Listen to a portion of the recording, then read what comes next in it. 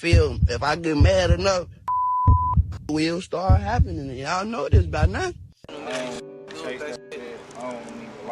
After almost 2 years of total silence, Lil Jeff's alleged shooter has finally spoken up, and what he revealed changes everything. He's breaking down what really happened that day and what the cameras completely missed. But here's the wild part. Someone actually gave Trap City Rob a warning before it all went down, and that heads up might have been the only reason he made his move that day. So now, the big question is, who really set up Lil Jeff? Was it someone from the Bloodhound crew? And why did the others just freeze up when things got out of control instead of stepping in? All those questions are finally being answered in Trap City Rob's long-awaited confession, and it's way more shocking than anyone expected.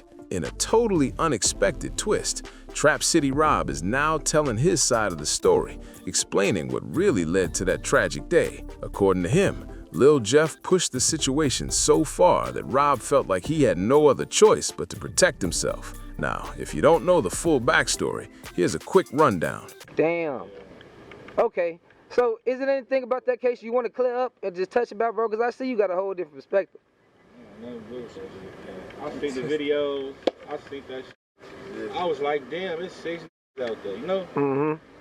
It's crazy, bro. On June 8, 2024, Bloodhound Lil Jeff, Q50, and another associate were out handling business. In surveillance footage later made public, you can see Lil Jeff and his crew chasing down a rival in the middle of Trap City. The footage even shows them waiting inside a black SUV, watching closely as their target moved through the area moments before everything spiraled out of control. As soon as the rival was spotted, Lil Jeff jumped out of the car and went straight after him. Things escalated fast. The target, wearing bright yellow shorts, ducked for cover and sprinted toward the porch of a nearby building. He took a hit to the chest but somehow kept running, clearly fighting to stay alive. It was clear the Bloodhounds came ready for anything that day. Lil Jeff was rocking a black Nike hoodie and gray joggers, chasing his rival right up to that porch with zero hesitation. What's strange, though, is that his crew didn't follow him in. Y'all love that stuff. Too bad is that he get to see y'all. I'm glad though he can see y'all talk about him all day. They stayed near their car, firing warning shots toward the vehicle that had just dropped the rival off. But this is where everything flipped in a heartbeat. Right when Lil Jeff got close to the porch, chaos broke out. Out of nowhere, shots started flying from the alley, the sound echoing through the streets. Lil Jeff was suddenly caught right in the middle of danger, while his friends were too far back to step in and help. Witnesses say they saw him go down near the porch after someone from inside the building fired off several rounds. From another angle, you can hear a storm of gunfire. But what's shocking is that Lil Jeff's crew by the black SUV didn't seem to take cover or move at all. It looked like those rounds were aimed straight toward where Jeff had fallen, and his crew just stood there, frozen. Black man is very underdeveloped and undereducated in America, bro. Ooh, not me? No, listen, bro. When it comes to emotional intelligence, reasoning and people getting shot over shoes and that's not being emotionally intelligent. Watching it all go down in disbelief, they only fired a few random shots toward the house after realizing Lil Jeff had already been seriously hurt. Then they rushed back to the black SUV, waiting for a chance to pull him out of the danger zone. This version of events lines up with what investigators later found: a bunch of shell casings near the doorway, suggesting that Lil Jeff was struck several times right after taking cover behind the big pillar. That same pillar in front of the porch gave just enough cover to block his crew's view, leaving them unable to step in while chaos unfolded. Reports suggest that the shooter jumped off the porch moments later and started letting off more rounds in the direction of Jeff's team. So around what age did you jump off the porch and start hanging out in the streets? I'm gonna say when I came outside for real, I was like 18 type. Okay. I just turned like 18. Forcing them to retreat back toward the SUV. In the footage, you can spot a man wearing a red jumpsuit, believed to be Q50, limping back to the car, possibly after being grazed in the foot. One Reddit user even confirmed noticing that detail the first time they saw the video. You can see Jeff's crew drop their weapons for a moment, completely shocked, like they couldn't believe what had just happened right in front of them. Then, snapping back into focus, they started returning fire toward the porch area in panic. But by then, it was already too late. Lil Jeff had been hit several times in the chest, and he collapsed near the porch as the footage faded out. The tragedy didn't stop there. After the gunfire stopped, his crew circled back fast, scooped him up, and sped off before police arrived. I think that I was like, damn, it's 6 out there, you know? They was crazy, bro. Another online user pointed out that everything lines up. They mentioned that the rival had been dropped off in a black SUV by his friend. After checking the address on Google Maps where everything unfolded, it all started to make sense.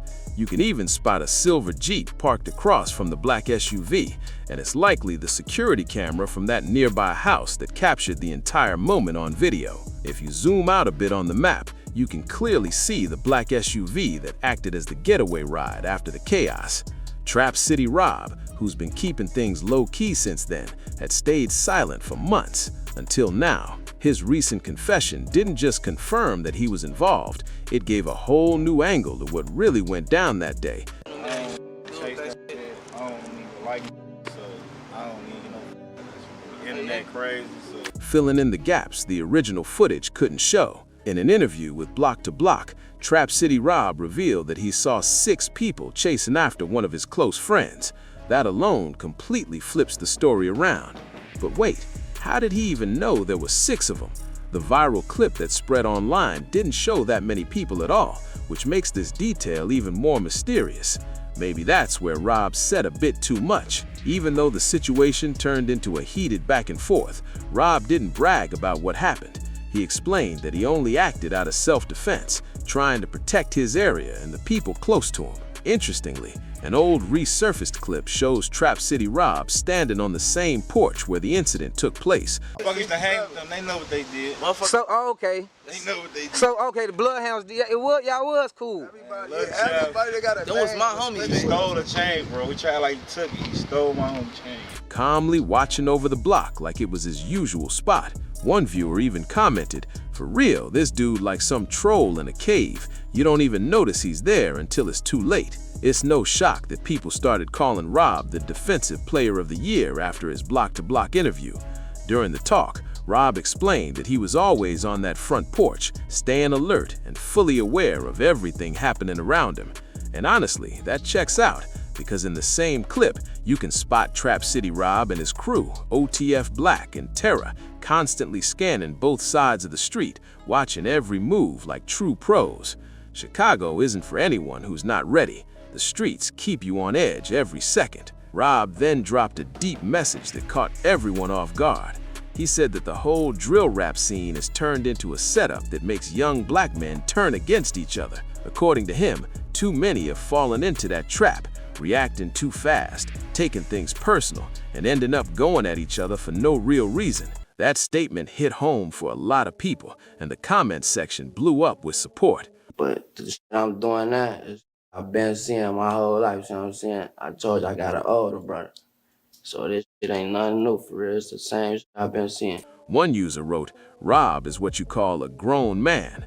Another added, "These dudes are solid. Jeff was just acting too young, trying to challenge people who already learned the game." They said Jeff moved off emotion, while Rob and his team moved with discipline. That's the difference between experience and impulse. The interviewer even brought up the viral meme that's been floating around on Reddit, the one where Rob's face is edited onto Malcolm X's legendary photo with the caption, "Protect the Trap." The post blew up fast, and people started joking that Rob should run for president because of how strong and strategic his mindset is. I'm conscious, bro. Like, I'm in my environment, but I understand the overall. You know what I'm saying? Trap City Rob admitted he saw that viral meme on Reddit, but made it clear he's not online chasing attention. He said he's not about clout. He's focused on peace and staying out of unnecessary drama. Rob's approach shows just how aware he really is. He knows that bragging about any kind of street conflict only keeps the tension alive and feeds into the same cycle that's been tearing neighborhoods apart for years. The city's been dealing with too many back and forths, and every time one side loses someone, the other feels pressure to react. It's a cycle that never ends. In an earlier block-to-block interview about Lil Jeff's life, one of his close associates described him as someone who had been active in the streets since turning 18. Jeff himself once said that even though he got involved later than some of his peers, he already knew how things worked because his older brother, Jay Boogie, had taught him everything about that lifestyle, both the risks and the rough reality that came with it. For those who don't know, Lil Jeff's brother, Jay Boogie, was actually one of the key names tied to the tension between Drill City and Trap City, the same conflict that eventually led to several young lives being lost, including Jeff's. What's wild is that back in the day, these guys weren't enemies at all. They were cool with each other. Tell the op.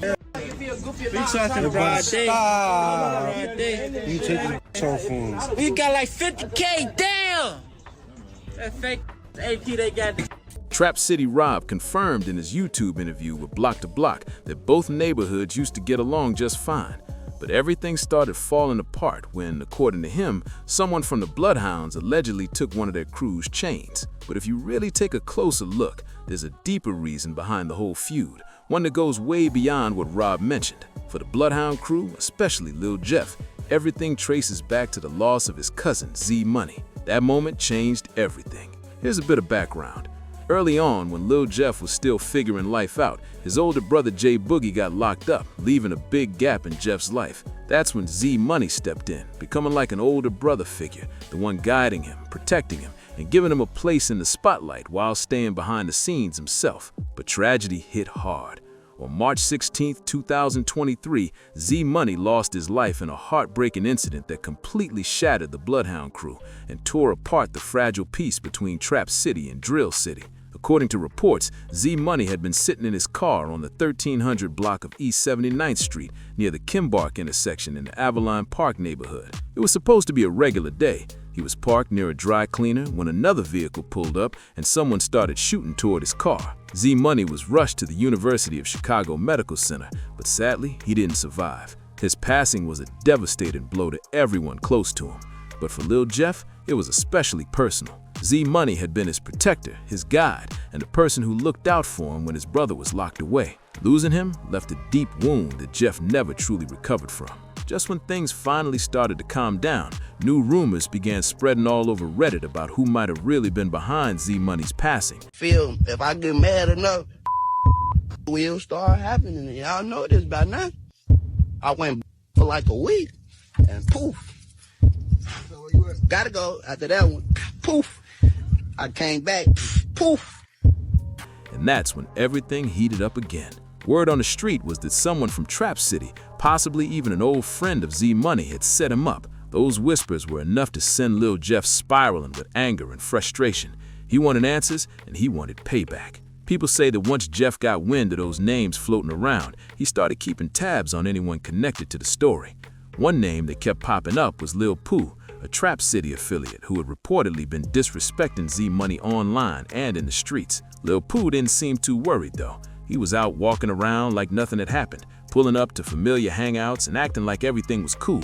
But Jeff wasn't the type to make quick moves. He preferred to plan things out, waiting for the right moment when his target least expected it. That moment came on April 9, 2023. According to what's been shared online, that's when Jeff and his crew made their move. They decided that Lil Pooh's days of talking reckless were over. Instead of causing a public scene, Jeff reportedly waited outside his house late at night, staying patient and quiet. When Lil Pooh came home that evening, the situation took a dark turn, and that's when everything changed for good. According to police reports, around 11:30 p.m. on the 1800 block of 223rd Street, several gunshots were heard. When officers arrived, they found a man later identified as P.A. Boozer Jr. lying in the front yard unresponsive. Not long after the incident, Lil Jeff wanted to make his message loud and clear. He reportedly recorded an unreleased track aimed at Lil Pooh, dropping hints that he had waited outside his home before getting his revenge. In the leaked lyrics, Jeff rapped,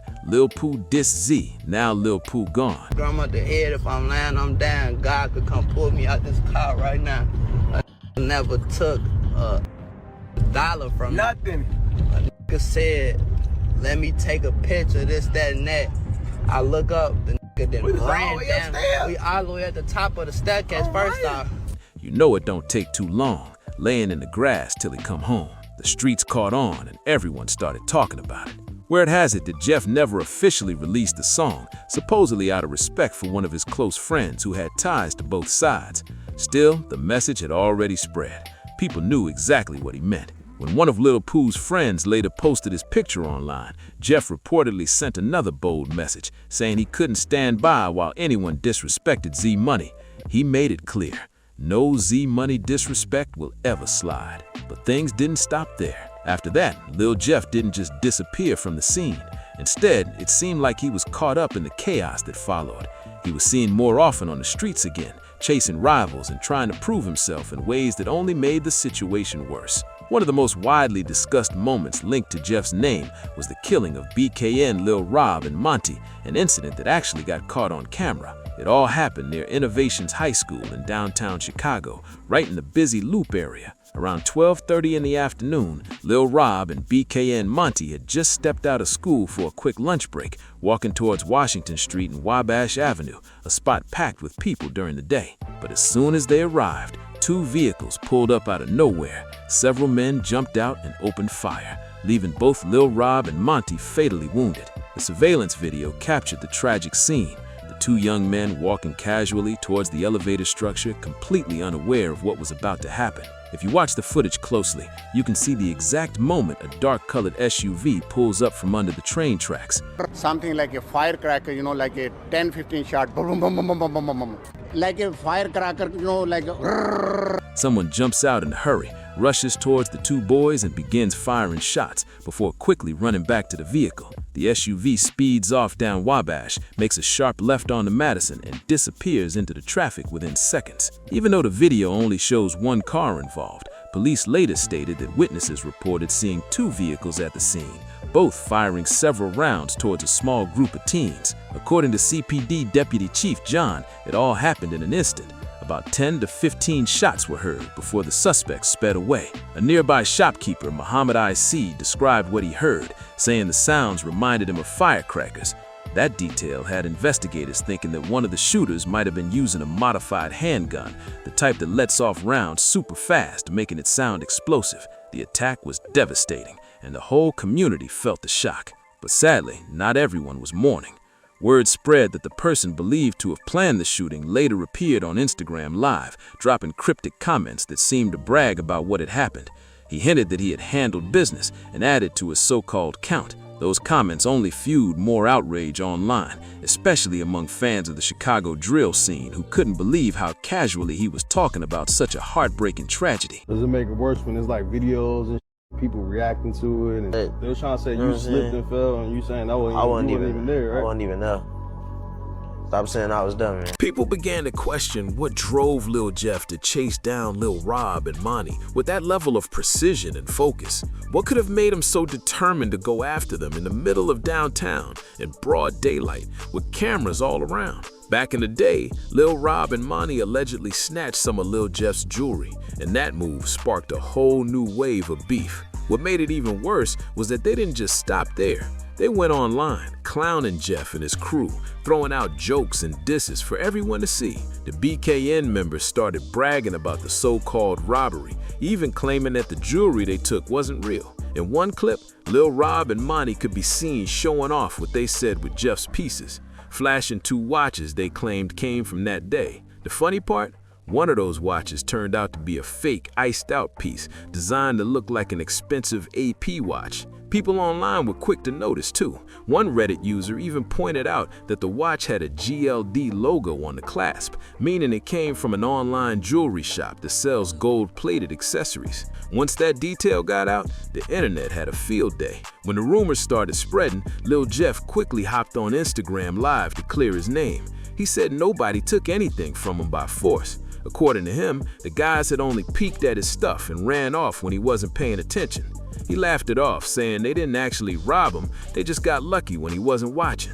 Not long after, a YouTuber known as Word from the Trenches uploaded a vlog featuring Monty and a few other BKN members. In the video, they were proudly showing off the same watches again and bragging about how they got one over on Jeff and the Bloodhound crew. During that same vlog, Monty even got a FaceTime call from Lil Jeff himself. Things got tense fast. Monty started the call by saying, "Where the J at?" meaning, where's your jewelry? When two cars pulled up and a group of individuals exited said vehicles, fired multiple times, striking two of the teenage students of Innovations High School. These individuals were taken to Northwestern Hospital where they succumbed to their injuries. Then he held the watch up to the camera, laughing and taunting Jeff, while the others in the background joined in. Lil Jeff was never the type to take disrespect lightly. Almost a year after the downtown shooting that made headlines, the Chicago Police Department finally made major progress in their investigation, and that's when arrests started rolling in. The first suspect taken into custody was identified as Tommy Coleman, reportedly affiliated with Lil Jeff and the Bloodhound crew. He was arrested on the 5700 block of North Mason and charged in connection with the double homicide case. A few months later, a second suspect surfaced, 20-year-old James Allison, better known on the streets as Jamo Bloodhound. Word spread fast that investigators were narrowing in, and many believed that Lil Jeff himself might have been next to face questioning before his own tragic passing changed everything. When the news broke that Jeff had been killed and rumors started flying that Trap City Rob might have been involved, one fan online made a chilling joke. He took out Lil Rob, now Big Rob took him out. The comment was meant as dark humor, but it highlighted a sad truth. This endless back and forth cycle of street violence rarely ends in peace, only more pain. But that leads to the big question. Why did so many Reddit users immediately point fingers at Trap City Rob after Lil Jeff's incident? As soon as word spread across social media, Reddit threads lit up like wildfire. The r/Chirocology community, known for digging deep into Chicago's drill scene, jumped on the story fast. Some users claimed to have inside info, naming Trap City Rob as the alleged shooter. Others posted maps, police reports, and old arrest records, all tying Rob to the same apartment complex where the fatal shots were fired. While some people online were busy trying to figure out who pulled the trigger, others focused on analyzing the footage frame by frame, trying to identify everyone who was with Lil Jeff during that fateful moment. Remember the guy wearing the red jumpsuit? Fans quickly pointed him out, claiming it was Q50. That sparked a wave of online trolling, with people teasing him for supposedly getting caught up in the chaos. But Q50 publicly denied having anything to do with that situation, saying he wasn't even there. Still, as many locals like to say, the streets usually don't get it wrong. Rumors kept spreading, and more digital detectives began digging deeper. Reddit users then claimed that the man in the yellow shorts, the one Lil Jeff was seen chasing in the footage, was actually Trap City Glenn. And here's where it gets even wilder. That wasn't the first time Jeff had gone after Glenn. Word on the street was that months earlier, Jeff had spotted Glenn inside a store and fired several shots in his direction. Somehow he made it out unharmed that day, escaping what could have easily turned tragic. Later, an old video of Lil Jeff resurfaced, where he casually talked about chasing Glenn at that same store, confirming that the rumors were true. In the comments, one fan wrote, 15 shots and he still lived? Man, his grandma must be praying hard for him. The whole story had people talking about how wild that rivalry really was. Even after that failed attempt, Jeff wasn't ready to let things go. According to local chatter, he went out again, determined to finish what he'd started, but that decision ended up being his downfall. Not long after that, Jeff himself was gone. Authorities stated that they had enough evidence to move forward with the arrest of Trap City Rob after a witness came forward and placed him at the scene where Lil Jeff was fatally shot. According to the official report, surveillance officers observed Rob entering and leaving his apartment on South Rhodes Avenue, appearing to carry a black firearm. It's worth noting that officers were already familiar with Rob's background. He was known to have a prior record, which meant he wasn't legally allowed to possess a weapon. So that made the situation even more serious in the eyes of law enforcement. When officers approached to take him into custody, things didn't go smoothly. The report says Rob tried to pull away, refusing to follow verbal commands. He reportedly stiffened his body and resisted being handcuffed, making it difficult for officers to detain him. The struggle got so intense that police had to use control tactics, including physical restraint holds and a quick takedown maneuver to safely bring him under arrest. During the scuffle, a loaded black firearm allegedly fell to the ground near Rob. At that point, officers say he still continued to resist until backup arrived. It wasn't until a second officer joined in that they were able to get the handcuffs secured. Because of Rob's large build and continued resistance, they ended up using 2 sets of cuffs linked together, which reportedly caused minor injuries to his wrist. In the end, Rob's decision to resist didn't help his case. The firearm discovery and his behavior during the arrest only added more trouble to his situation. Police later stated that his actions that day directly led to additional charges, and he was taken into custody for questioning in connection with Lil Jeff's passing. According to the police report, once Coleman, also known as Trap City Rob, was taken into custody, he was immediately transported to the 2nd District lockup because of how he was acting during the arrest. But in a surprising twist, after a deeper investigation, detectives couldn't find enough solid evidence to prove that Rob was actually the shooter in Lil Jeff's case. Because of that, the murder charge against him was eventually dropped. But since he was already a convicted felon and was caught with a firearm, that particular charge stuck, and he'd likely still be facing time behind bars. Even though he avoided the most serious charge, the situation was far from over for him. After news of Rob's arrest and the dropped charge hit the internet, Reddit exploded with debates and hot takes. In the r/Shirakalology community, users went back and forth about whether what happened could even be considered self-defense. One person wrote, "I ain't well versed on Illinois self-defense laws, but it's wild to me that anyone could be charged with murder in this situation." Another user quickly fired back, replying, "Ain't no self-defense when it's excessive. Maybe a couple shots could count, but not 19. The thread lit up fast, with people arguing about what really counts as self-protection versus retaliation. Meanwhile, another commenter brought up a different concern, questioning why Rob's gun charge wasn't also being reviewed or potentially reduced, saying, if they dropped the big one, why not this too? The discussion turned heated, showing just how divided people were over the case. One viral Reddit comment summed it up perfectly.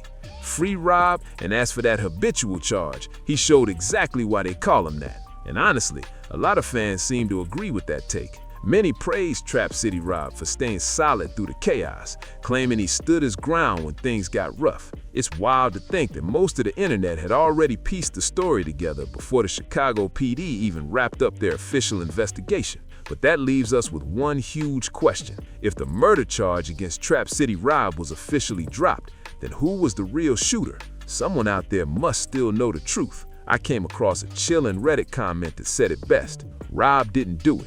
The real shooter will probably never find out because they're laying low and keeping quiet. Crazy, right?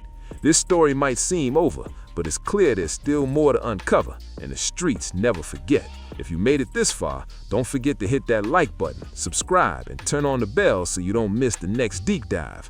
Trust me, the next one's even wilder than this.